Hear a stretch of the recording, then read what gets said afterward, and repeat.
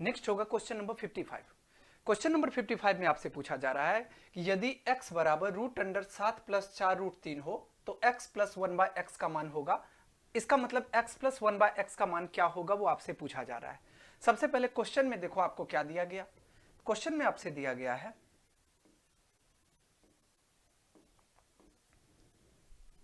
x = √7 + 4√3 और आपसे पूछा क्या जा रहा है, पूछा जा रहा है कि x + 1/x का मान क्या होगा, मतलब व्हाट।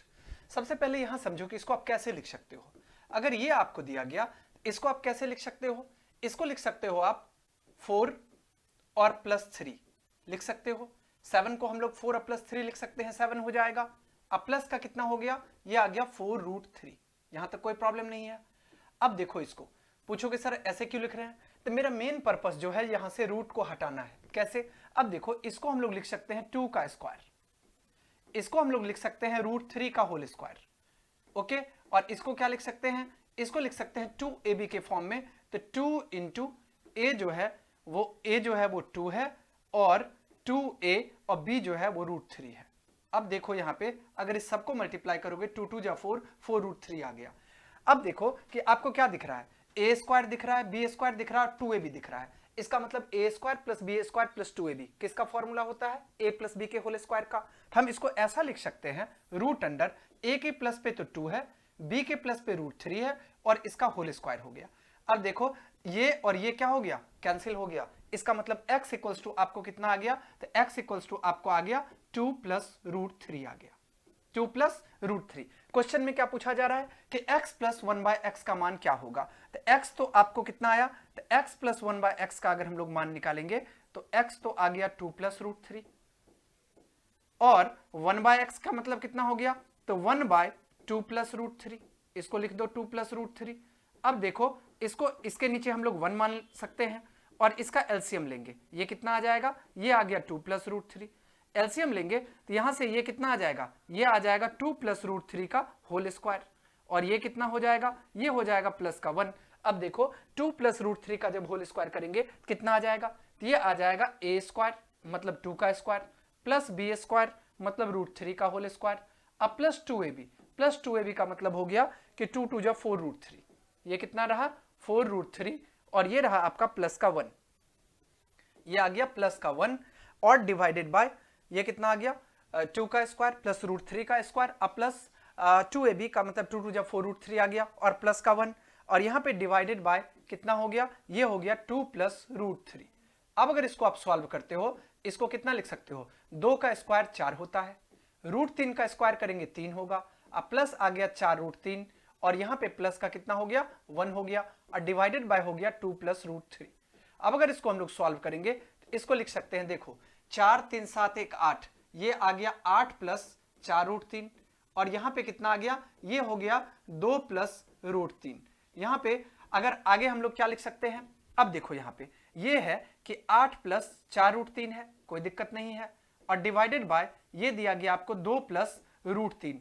अब आप हर का परमेयकरण करना जानते होगे, तो अगर हर का परमेयकरण करते हैं तो इसका मतलब क्या होता है कि 2 - √3 से अंश को भी और 2 - √3 से हर को भी गुना कर देते हैं। अगर हम लोग गुना करेंगे तो ये कितना आ जाएगा, तो 8 से अगर हम लोग गुना करेंगे 2 - √3 को और यहाँ पे प्लस 4√3 से गुना करना है किसको, तो 2 - √3 को और यहाँ पे नीचे में a + b × a - b। आपको फॉर्मूला पता है कि a² - b² होता है, a स्क्वायर का मतलब हो गया 2 का स्क्वायर माइनस b स्क्वायर का मतलब हो गया √3 का स्क्वायर।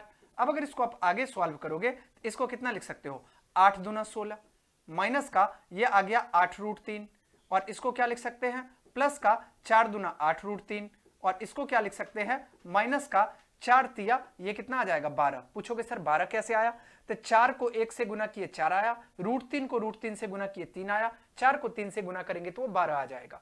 अब आगे इसको सॉल्व करते हैं और आपको बट्टा में कितना है, जब 2 का स्क्वायर करते हैं तो वो 4 हो जाता है और √3 का स्क्वायर करते हैं तो 3 हो जाता है। अब इसको अगर सॉल्व करोगे देखो माइनस का 8√3 और प्लस का 8√3 दोनों आपस में कैंसिल हो गया और इसका मतलब 16 में से अगर 12 माइनस होगा ये आ जाएगा 4। अब बट्टा 4 में से 3 माइनस होगा, ये आ जाएगा 1, इसका मतलब 4/1 का मतलब आ गया 4। 4 किस ऑप्शन में है? तो 55 में देखो यहां पे 55 के ऑप्शन नंबर ए में आपको 4 दिया गया, इसका मतलब 55 का सही आंसर हो जाएगा option number A. Okay, next हम लोग चलते हैं क्वेश्चन नंबर 56 पे। क्वेश्चन नंबर 56 में आपसे पूछा जा रहा है कि 10 का पावर 2y इक्वल्स टू 25। तो कह रहा है कि तो 10 का पावर माइनस y का मान क्या होगा? पहले यहां क्वेश्चन देखो, क्वेश्चन में आपको दिया गया 10 का पावर में दिया गया 2y और ये इक्वल दिया गया 25 के। तो आपसे पूछा जा रहा है कि 10 का पावर माइनस y का मान कितना होगा, ये आपसे पूछा जा रहा है। अब इसको देखो, सॉल्व करो। इसको क्या लिख सकते हैं? इसको हम लोग लिख सकते हैं, इसको क्या लिख सकते हैं? 5, ये आ गया y। अब देखो इसको पावर में 2 लिख सकते हैं और ये इसको क्या लिख सकते हैं? 5 का स्क्वायर लिख सकते हैं। अब देखो यहां पे गौर से पूछोगे सर आपने ऐसा कैसे कर लिया? सबसे देखो आपको एक फॉर्मूला पता होगा, अगर आप घातांक और करनी चैप्टर पढ़े होगे तो आपको ये फॉर्मूला जरूर पता होगा। a to the power m और m टू द पावर अगर n हो तो इसको हम लोग क्या लिख सकते हैं? तो इसको लिख सकते हैं a to the power mn लिख सकते हैं। ओके, इसका मतलब इस फॉर्मूला का यूज करते हुए हम यहां पे 5 टू द पावर y और उसका पावर 2 कर दिए, इसका मतलब इसको फाइनली हम लोग क्या लिख सकते हैं? तो ये आ जाएगा, यहां पे हम लोग लिख सकते हैं इसको क्या लिखा जा सकता है? अगर हम y को 2 को यहां पे करें तो ये आ जाएगा 5, इसको 10 लिख सकते हैं, 2 इंटू 5 भी लिखा जा सकता है, कोई दिक्कत नहीं।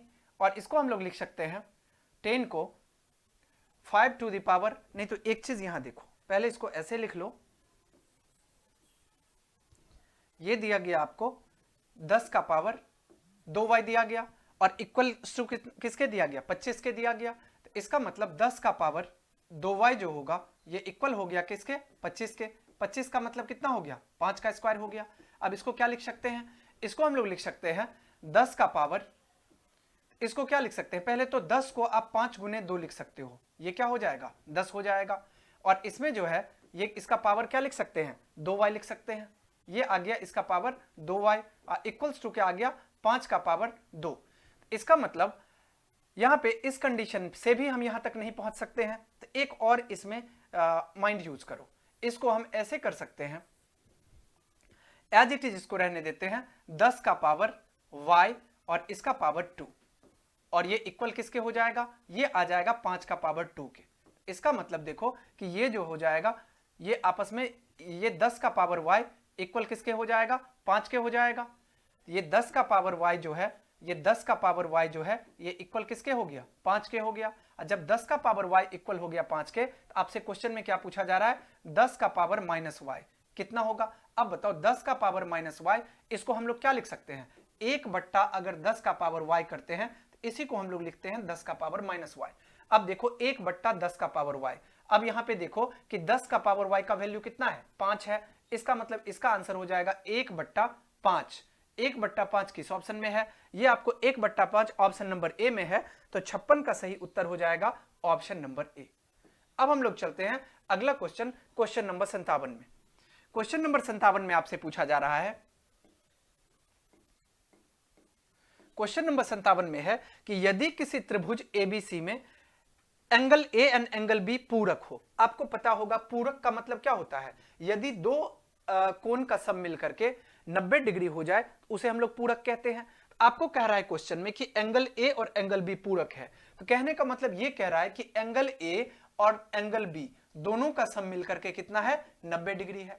अब आपको पता है कि किसी भी त्रिभुज में अगर दो एंगल का सम मिलकर के 90 डिग्री हो जाए तो तीसरा एंगल कितना का होता है? 90 का होता है, क्योंकि आपको पता है कि किसी भी त्रिभुज में तीनों कोणों का योग 180 डिग्री होता है। कहने का मतलब ये हो गया आपको कि एंगल सी कितना का आ गया? 90 डिग्री का आ गया। क्वेश्चन में आपसे क्या पूछा जा रहा है? क्वेश्चन में पूछा जा रहा है तो कॉट सी का मान क्या होगा? और सी कितना का आया? 90 डिग्री का आया। कहने का मतलब आपसे पूछा जा रहा है कि कॉट 90 डिग्री क्या होगा। अगर आप कॉट 90 डिग्री के बारे में जानते होंगे तो कॉट 90 डिग्री जो होता है वो इनफाइनाइट के बराबर होता है, और इसका इनफाइनाइट यहाँ पे cot C, cot 90 degree, cot 90 degree जो है वो 0 के बराबर होता है। कॉट 90 डिग्री किसके बराबर होता है? 0 के। इसका मतलब 57 का जो सही उत्तर हो जाएगा वो हो जाएगा ऑप्शन नंबर बी, ये आ जाएगा 0 के। 57 का सही उत्तर आ जाएगा ऑप्शन नंबर बी, और ये किसके इक्वल होता है? 0 डिग्री के इक्वल होता है। बातें समझ में आ गई? अब हम लोग चलते हैं next question, question number 58। Question number 58 में देखो, 57 तो आपने देख लिया। अब हम लोग चलते हैं क्वेश्चन नंबर 58 पे। 58 में आपसे पूछा जा रहा है कि ए आपको दिया गया 0,1, बी दिया गया 0,5 और सी दिया गया 3,4 से बने त्रिभुज का क्षेत्रफल क्या होगा। देखो आपको क्या दिया गया, ए कितना है, इसका कोऑर्डिनेट दिया गया 0 और 1, और बी कितना दिया गया, बी आपको दिया गया 0 और 5, और सी कितना दिया गया, सी आपको दिया गया 3 और 4। अब देखो हम लोगों को पता है कि इसके लिए फॉर्मूला आपको पता है, ये होता है x1 और ये होता है y1। इसको हम लोग कहते हैं x2 और इसको कहते हैं y2, और ये होता है x3 और इसको कहते हैं y3। आपसे क्या पूछा जा रहा है? त्रिभुज का क्षेत्रफल, त्रिभुज का क्षेत्रफल। अब बताओ कि त्रिभुज का क्षेत्रफल जब आप कोऑर्डिनेट ज्योमेट्री में पढ़ते हो तो उसका फॉर्मूला क्या होता है?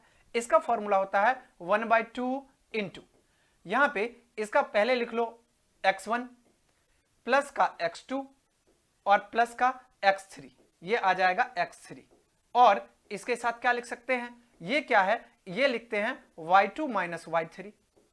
ये क्या हो जाता है, ये हो जाता है y3 माइनस y1, और ये क्या होता है, ये होता है y1 minus y2, y1 minus y2।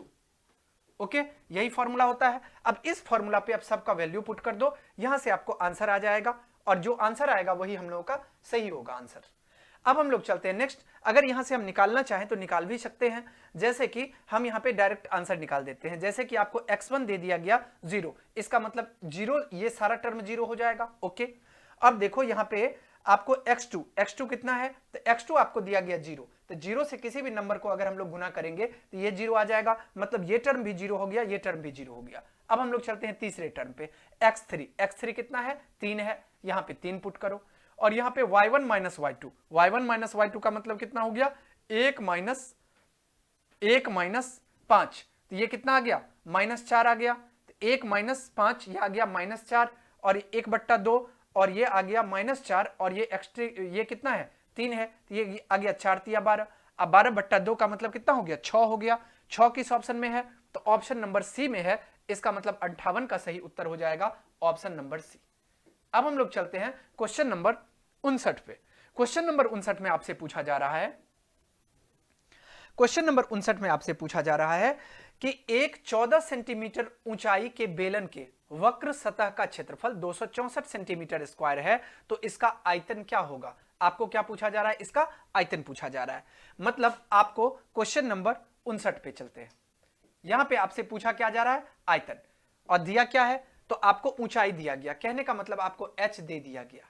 h कितना दिया गया, h दिया गया 14 सेंटीमीटर, और आपको दिया गया वक्र सतह का क्षेत्रफल। अब बताओ कि बेलन का वक्र पृष्ठ क्षेत्रफल क्या होता है। बेलन का वक्र पृष्ठ क्षेत्रफल ये अगर हम लोग निकालते हैं, ये फॉर्मूला इसका क्या होता है, इसका फॉर्मूला होता है 2πRh। क्या फॉर्मूला होता है, तो 2πRh। अब देखो क्वेश्चन पे आओ, क्वेश्चन में आपको बेलन का वक्र पृष्ठ क्षेत्रफल दे दिया गया, कितना दिया गया है, ये आपको 264 सेंटीमीटर स्क्वायर दिया गया, यहां 264 लिख लो, बराबर किसके आ जाएगा, 2 गुने 22/7 गुने r तो आपको नहीं पता है, r को r ही रहने दो, h पता है 14, यहां पे 14 पुट कर लो, 7 एकम 7, 7 दूना 14। अगर आप यहां से r निकालते हो तो r को क्या लिख सकते हो, r को आप लिख सकते हो 264, अब बट्टा ये कितना आ जाएगा, 2 गुने 22 और गुने 2, ये किसके बराबर आ जाएगा, r के। अब यहां पे काटो पहले, अगर 2 से इसको भाग करेंगे तो 2 एकम 2, 32 दूना 64, 22 से डायरेक्ट 22 के टेबल को पढ़ोगे, 22 छके 132 होता है, और 2 से इसको करोगे ये आ जाएगा 2 तिया 6। इसका मतलब r आपको यहां से कितना आ गया, r3 आ गया। जब आपको r3 आ गया, क्वेश्चन में पूछा जा रहा है कि इसका आयतन क्या होगा। अब आप हमको बताओ कि बेलन का आयतन क्या होता है। बेलन का आयतन होता है πr² h। बेलन का आयतन कितना होता है, तो पाई आर स्क्वायर एच होता है, पाई आर स्क्वायर एच, पाई का वैल्यू। अब देखो, अब इसमें क्या पूछा जा रहा है, आपसे आयतन पूछा जा रहा है। पाई कितना है, 22/7 है। आर स्क्वायर का मतलब कितना हो गया, आर स्क्वायर का मतलब हो गया 3 का स्क्वायर, मतलब 3 गुने 3। एच कितना दिया गया, एच दिया गया 14। अब इसको आप 7 कम 7, 7 दूना 14 कैंसिल कर सकते हो। अगर इसको करोगे 3 या 9 दूना 18, 18 को 22 से गुना करो। 18 को अगर हम लोग 22 से गुना करेंगे तो 18 दूना 36, और 18 दूना 36, 6 9 3, ये कितना आ गया 396। क्या आ गया 396। यूनिट इसका क्या है, इसका यूनिट कुछ नहीं है, यहां पे डायरेक्ट सेंटीमीटर है, तो ये सेंटीमीटर क्यूब हो जाएगा। अब 396 सेंटीमीटर क्यूब किस ऑप्शन में है, ये आपको ऑप्शन नंबर सी में दिया गया। इसका मतलब 59 का सही उत्तर हो जाएगा ऑप्शन नंबर सी। अब हम लोग चलते हैं अगला क्वेश्चन पे, क्वेश्चन नंबर 60। क्वेश्चन नंबर 60 में आपसे पूछा जा रहा है,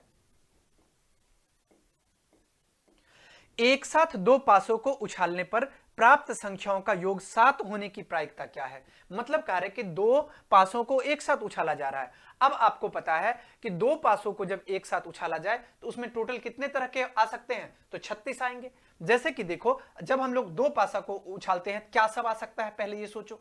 एक एक आ सकता है, एक दो, एक तीन, एक चार, एक पांच, एक 6, इसके बाद 2 1, 2 2, 2 3, 2 4, 2 5 और 2 6। ऐसे ही 3 1, 3 2, 3 3, 3 4, 3 5 और 3 6। ऐसे ही 4 1, 4 2, 4 3, 4 4, 4 5 और 4 6, 4 6। ऐसे ही 5 1, 5 2, 5 3, 5 4, 5 5 और 5 6। लास्ट में ऐसे ही 6 1 से लेके 6 तक आएगा। 6 1, 6 2, 6 3, 6 4, 6 5 और 6 6, 6 5 और 6 6। अब देखो ये टोटल कितना हो गया, इसको अगर आप काउंट करोगे ये टोटल आपको आ जाएगा 36। ये कितना आएगा, जब दो पासा को हम लोग उछालेंगे तो टोटल कितना आ जाएगा, 36 आ जाएगा। अब देखो आपसे क्वेश्चन में क्या पूछा जा रहा है कि एक साथ दो पासों को उछालने पर प्राप्त संख्याओं का योग 7 होने की प्रायिकता। अब देखो कि योग 7 वाला कौन कौन है। अगर हम लोग योग 7 वाले को काउंट करते हैं तो ढूंढो तो कौन सब है। हम लोग को क्या करना है, योग 7 वाली संख्या, योग कितना होना चाहिए, 7 होना चाहिए। अब देखो योग 7 के बारे में अगर देखेंगे, यहां पे देखो 6 1 को ले सकते हैं, एक तो आपको 1 6 आ गया, ये 7 हो जाएगा क्योंकि 1 और 6 को जोड़ेंगे तो 7 होगा। ऐसे ही 7 वाला दूसरा ढूंढो, 2 5 को अगर हम लोग जोड़ेंगे तो भी 7 आ जाएगा। ऐसे ही 2 5 को जोड़ेंगे तो 7 आएगा। अब देखो 3 4 को अगर जोड़ेंगे तो भी 7 आ जाएगा। इसके बाद हम लोग 4 3 को जोड़ेंगे तो भी 7 आ जाएगा। और इसके बाद 5 2 को अगर हम लोग जोड़ेंगे तो भी 7 हो जाएगा। 5 2 को जोड़ेंगे तो 7 हो जाएगा। और अगर हम लोग 6 1 को जोड़ेंगे तो भी 7 हो जाएगा। इसका मतलब ये आ गया 6 1। अब देखो योग 7 वाला कितना टोटल आ गया, 1 2 3 4 5 6, ये आ गया 6 बाय टोटल कितना था, तो टोटल था 36। तो यही इसकी प्रायिकता हो जाएगी 6 कम 6, 6 6 36। इसका मतलब कितना आ गया, 1/6 आ गया। किसकी प्रायिकता, तो योग 7 आने की प्रायिकता। इसका मतलब 1/6 इसका सही उत्तर होगा। किस ऑप्शन में है 1/6, ऑप्शन नंबर बी में है। कहने का मतलब 60 का सही उत्तर हो जाएगा ऑप्शन नंबर बी। अब हम लोग चलते हैं क्वेश्चन नंबर 61 पे। क्वेश्चन नंबर 61 में आपसे पूछा जा रहा है कि 3 माइनस रूट 3 है। क्वेश्चन में क्या है, आपसे पूछा जा रहा है कि 3 माइनस रूट 3। अब आपको पता है कि 3 माइनस रूट 3 ये क्या होता है, अभाज्य संख्याएं। इसका मतलब अभाज्य संख्याएं सॉरी, ये आपको अपरिमेय संख्या होता है यहाँ को, क्योंकि आपको अपरिमेय संख्या पूछा जा रहा है। यहाँ पे परिमेय संख्या है, अपरिमेय संख्या है, एक पूर्णांक संख्या है, इनमें से कोई नहीं, ये तो एक अपरिमेय संख्या होता है। इसका मतलब इसका सही उत्तर हो जाएगा ऑप्शन नंबर बी, और बी क्या है, ये हो गया अपरिमेय संख्या, अपरिमेय संख्या। ओके, अब हम लोग चलते हैं अगला क्वेश्चन पे, क्वेश्चन नंबर 62। क्वेश्चन नंबर 62 में आपसे पूछा जा रहा है कि 625 के अभाज्य गुणनखंड में 5 का अधिकतम घातांक क्या होगा। मतलब कार्य है कि 625 का अभाज्य गुणनखंड करो तो इसका जो 5 का अधिकतम घातांक होगा वो कितना होगा। इसको क्या लिख सकते हो, 625 को लिख सकते हैं 5 गुने 5। इसको क्या लिख सकते हैं, 5 गुने 5 करते हैं, ये आ जाएगा 25। देखो 25 25, अब 25 पंचे 125, अब 25 पंचे 125 और 125 पंचे 625। इसका मतलब इसको क्या लिख सकते हैं, इसको हम लोग लिख सकते हैं 5 का पावर 4 लिख सकते हैं। इसका मतलब आपसे पूछा जा रहा है कि 5 का अधिकतम घात क्या होगा, तो 5 का अधिकतम घात 4 होगा, और ये किस ऑप्शन में है, ये आपको ऑप्शन नंबर डी में दिखाई पड़ रहा है। इसका मतलब 62 का सही उत्तर हो जाएगा ऑप्शन नंबर डी। अब हम लोग चलते हैं क्वेश्चन नंबर 63 पे। क्वेश्चन नंबर 63 में आपसे पूछा जा रहा है कि पाई है 1, मतलब पाई क्या है। ऑप्शन 1 में आपको दिया गया पूर्णांक है, ऑप्शन बी में दिया गया परिमेय संख्या है, ऑप्शन सी में दिया गया अपरिमेय संख्या है, और ऑप्शन डी दिया गया है इसमें से कोई नहीं।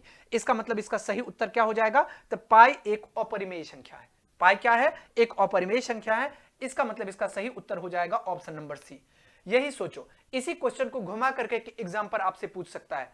अगर एग्जाम में अगर आपसे ये पूछ दिया जाए कि 22/7 क्या है, तो अगर 22/7 के बारे में आपसे पूछेगा तो पता है कि 22/7 पाई का ही वैल्यू है। तो आप कोई ये सोचेगा कि 22/7 भी अपरिमेय हो जाएगा, लेकिन आपको याद रखना है कि पाई अगर पूछ दे तो वो एक अपरिमेय संख्या होता है, लेकिन जब 22/7 पूछ दे वो परिमेय संख्या होता है। इसका मतलब इसका सही उत्तर, अगर 22/7 पूछे तो हम लोग परिमेय संख्या लिखेंगे, लेकिन जब पाई पूछ दे तब हम लोग अपरिमेय संख्या लिखेंगे। क्लियर है कॉन्सेप्ट। अब हम लोग चलते हैं अगला क्वेश्चन पे, क्वेश्चन नंबर 64। क्वेश्चन नंबर 64 में आपसे पूछा जा रहा है, यहां देखो क्वेश्चन नंबर 64, ये रहा आपका। कह रहा है कि निम्नलिखित में से कौन बहुपद नहीं है। बहुपद नहीं है, यहां पे आपको ऑप्शन पे ध्यान देना है। ऑप्शन में देखो कि ये एक्स स्क्वायर है, एक्स है और कांस्टेंट के फॉर्म में है, ये भी एक्स स्क्वायर है, एक्स है और ये भी कांस्टेंट के टर्म में है, ये दोनों बहुपद तो है। और ये x plus x to the power, ये यहां पे दिया गया -1 दे दिया गया, और जैसे ये x टू द पावर -1 दे दिया गया, इसका मतलब क्या आ गया, ये बाय में आ जाएगा x। इसका मतलब ये बहुपद नहीं है, तो 64 का सही उत्तर हो जाएगा, 64 का सही उत्तर ऑप्शन नंबर सी। ओके, अब हम लोग चलते हैं क्वेश्चन नंबर 65 पे। क्वेश्चन नंबर 65 में आपसे पूछा जा रहा है कि x और 5 + 4x में बहुपद का घात है, मतलब बहुपद का घात पूछा जा रहा है। तो 65 नंबर पहले क्वेश्चन देखो। क्वेश्चन में आपसे पूछा गया x और इसके बाद 5 + 4x। अब इस सबको पहले गुना करो, तो अगर x को 5 से गुना करेंगे ये आ जाएगा 5x, और 4x को x से गुना करेंगे ये आ जाएगा 4x²। आपको पता है जो मैक्सिमम पावर होता है वही घात होता है। यहां मैक्सिमम पावर कितना आया, 2 आया। इसका मतलब इसका जो सही घात हो जाएगा, मतलब कार्य कि x × 5 + 4x में बहुपद का घात कितना हो जाएगा, 2 हो जाएगा। 2 ऑप्शन नंबर सी में है, तो 65 का सही उत्तर हो जाएगा ऑप्शन नंबर सी। अब हम लोग चलते हैं क्वेश्चन नंबर 66 पे। क्वेश्चन नंबर 66 में आपसे पूछा जा रहा है कि समीकरण निकाय a1x + b1y + c1 = 0, a2x + b2y + c2 = 0 का कोई भी हल प्राप्त नहीं होगा। अब बताओ कि कोई भी हल प्राप्त नहीं होगा। आपको इतना पता है कि जब a1/a2 does not equals to b1/b2, मतलब a1/a2 अगर b1/b2 के बराबर नहीं होता है, a1/a2 किसके बराबर नहीं हो, b1/b2 के, तो इस कंडीशन में क्या होता है, तो b1/b2 के। इस कंडीशन में आपको याद रखना है यहां पे अद्वितीय हल होता है, कहने का मतलब एक और केवल एक हल होगा, एक और केवल एक हल, एक और केवल एक हल। इसी को हम लोग अद्वितीय हल भी कहते हैं, केवल एक हल। अब देखो दूसरा कंडीशन आपसे क्या होगा, दूसरा कंडीशन ये होगा कि a1/a2 बराबर होगा किसके, b1/b2, और ये बराबर नहीं होगा c1/c2 के। इस कंडीशन में क्या होगा, एक भी हल नहीं होगा, इस कंडीशन में क्या होगा, एक भी हल नहीं होगा। आपसे पूछा जा रहा है हल नहीं होगा, तो हल नहीं होगा ये इसमें आ जाएगा। ये किस ऑप्शन में है, ये a1 बट्टा a2 बराबर b1 बट्टा b2 बराबर नहीं c1 बट्टा, यहां पे इस ऑप्शन को जरा सही कर लो, ये ऑप्शन में होना चाहिए c1 बट्टा c2। क्या होना चाहिए, c1 बट्टा c2। इसका देखो ऑप्शन नंबर सी थोड़ा सा मिस्टेक है, इसको c1 बट्टा c2 कर लो, तो इसका मतलब 66 का सही उत्तर हो जाएगा ऑप्शन नंबर सी। इसमें क्या होगा, कोई हल नहीं होगा, कोई भी हल नहीं होगा, कोई भी हल नहीं होगा, हल नहीं होगा। ओके, अब चलो, नहीं होगा। अब हम लोग चलते हैं अगला क्वेश्चन पे, एक और बता देते हैं, इसमें एक और बच गया। अगर a1 बट्टा a2 बराबर b1 बट्टा b2 और बराबर c1 बट्टा c2 हो जाए तो अनंत हल हो जाएंगे, मतलब बहुत सारे हल हो जाएंगे। बात समझ में आ गया। अब चलो हम लोग अगला क्वेश्चन पे चलते हैं, क्वेश्चन नंबर 67 पे। क्वेश्चन नंबर 67 में आपसे पूछा जा रहा है, यहां पे देखो, यह है कि समीकरण निकाय x प्लस 2y बराबर 5 दिया गया और ax plus a minus b y बराबर 10 दिया गया, अनंत हल है। अभी हमने आपको बताया था कि अनंत हल का कंडीशन क्या होता है, जब a1 बट्टा a2 बराबर हो जाए b1 बट्टा b2 और वो बराबर हो जाए c1 बट्टा c2 के, उस कंडीशन में अनेक हल होते हैं। आप पहले अपने इक्वेशन को लिख लो।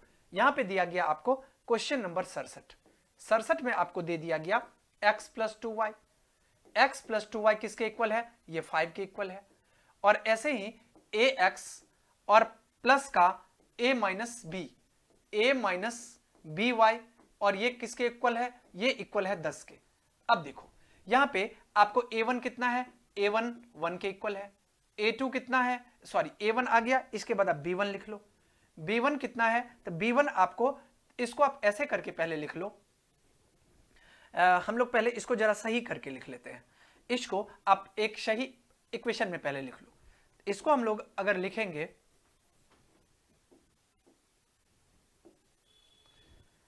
तो इसको हम लोग लिख सकते हैं ऐसे, x प्लस 2y और माइनस का 5, ये इक्वल्स टू क्या हो गया, 0 के।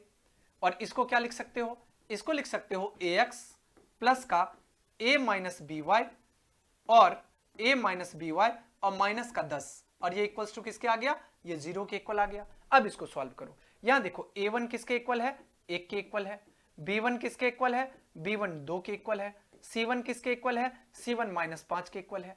ऐसे ही यहां देखो a2 किसके इक्वल है, a2 a के इक्वल है, b2 किसके इक्वल है, तो b2 जो है ये a माइनस बी के इक्वल है, और यहाँ पे c2 किसके इक्वल है, c2 जो है वो माइनस 10 के इक्वल है। यहां तक आपका कॉन्सेप्ट क्लियर है। अब आपको पता है कि यहां पे क्वेश्चन में कंडीशन में दिया गया का अनंत हल है। अनंत हल का मतलब क्या होता है कि a1 बट्टा a2 ये बराबर हो जाएगा b1 बट्टा b2 और ये बराबर हो जाएगा c1 बट्टा c2 के। यही किसका कंडीशन होता है, तो अनंत हल का कंडीशन होता है। यहां पे देखो a1 के प्लेस पे कितना है, यहां पे 1 रख दो, a2 कितना है, a2 आपका a है, b1 कितना है, b1 आपका 2 है, b2 कितना है, तो b2 आपका a माइनस बी है, और c1 कितना है, c1 आपका माइनस 5 है, c2 कितना है, माइनस 10 है। इसको माइनस और माइनस को कैंसिल कर दो। ओके, अब देखो यहाँ पे, यहाँ जो है ये 1/a जो है ये इक्वल किसके आ गया, ये आ गया 5/10 के, 5/10 के आ गया। इसको 5 कम 5, 5 दूना 10 लिख सकते हो। इसका मतलब a बराबर कितना आ गया, तो a बराबर आ गया किसके, 2 के। ओके, 1 बराबर आ गया 2।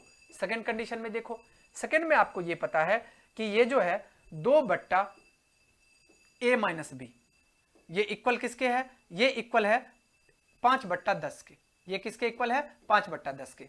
आपको यहां अभी आपने फाइंड किया कि a 2 के बराबर है, इसका मतलब इसको लिख सकते हैं 2/2 माइनस बी, और ये किसके बराबर हो जाएगा। अब 5/10 को हम क्या लिख सकते हैं, 1/2 लिख सकते हैं। यहां पे 1/2 लिखो। अगर इसको हम लोग क्रॉस मल्टीप्लाई करते हैं, इसका मतलब 2 को 2 से गुना किए तो 4 आ गया, और इसको लिख दिए 2 माइनस बी। इसका मतलब ये जो b आपको आ गया वो b कितना आ गया, तो b आपको आ गया यहां से क्वेश्चन नंबर 67 में। तो अब देखो यहां पे ये आपको आ गया 4, तो क्वेश्चन में आपको पुट नहीं करना है वैल्यू, आपको a प्लस बी में ही दिया गया, तो हम लोग a को पुट नहीं करेंगे। इसका मतलब इसको जो है वो 2 के प्लेस पे वैल्यू नहीं पुट करना है, इसको a ही रहने दो। ये कितना रहेगा, a रहेगा। इसको हम लोग क्या लिख सकते हैं, इसको हम लोग लिख सकते हैं, अगर a के टर्म में लिखें तो इसको हम लोग लिख सकते हैं ये रहा आपका a माइनस बी, ये बराबर किसके हो गया, ये 4 के इक्वल हो गया, और a minus b equals to 4 हो गया। ये तो किसी ऑप्शन में है ही नहीं, इसका मतलब लगता है कि हम लोग कहीं कोई मिस्टेक किए हैं जरूर। यहां पे a माइनस बी ये तो है, लेकिन एक बार इसको रीचेक कर लेते हैं। आपको x प्लस 2y बराबर 5 है, ठीक है, और आपको ax plus a minus b y बराबर 10 है, ये भी सही है। आपको x प्लस 2y माइनस 5 ये 0 के इक्वल हो गया, यहां तक सही है, और ax plus a minus b y और माइनस 10 बराबर 0 सही है। a1 1 हो गया, b1 2 हो गया, c1 माइनस 5 सही है। a2 यहां जो है ये a के इक्वल है, सही है। अब b2 यहाँ पे a माइनस बी के इक्वल है और c2 माइनस 10 के इक्वल है, कोई दिक्कत नहीं है। अनंत हल के लिए क्या होता है, a1 बट्टा a2 बराबर b1 बट्टा b2 बराबर c1 बट्टा c2, यहां तक सही है। a1 का मतलब कितना हो गया 1 बट्टा a2 का मतलब कितना हो गया a, बिल्कुल सही है। b1 कितना है, b1 2 है, b2 कितना है, b2 दिया गया आपको a माइनस बी, c1 कितना है, c1 दिया गया माइनस 5, c2 कितना है, c2 माइनस 10 के इक्वल है, यहां तक कोई दिक्कत नहीं। 1 बट्टा a और ये बराबर किसके आ गया, हम लोग 5 बट्टा 10 के ले लिए, तो ये 1 बट्टा a कैंसिल किए, 5 एकम 5, 5 दूना 10, a बराबर 2 आया, यहां तक कोई दिक्कत नहीं। अब 2 बट्टा a माइनस बी और ये बराबर किसके आ गया, ये आ गया आपको 5 बट्टा 10 के। इसका यहाँ 5 बट्टा 10 को 1 बट्टा 2 भी लिख सकते हैं, इसका मतलब a माइनस बी ये जो यहाँ पे आ गया 2 बट्टा a माइनस बी बराबर 1 बट्टा 2, इसका मतलब a माइनस बी बराबर किसके आ गया, 4 के आ गया। a माइनस बी बराबर किसके आ गया, 4 के आ गया।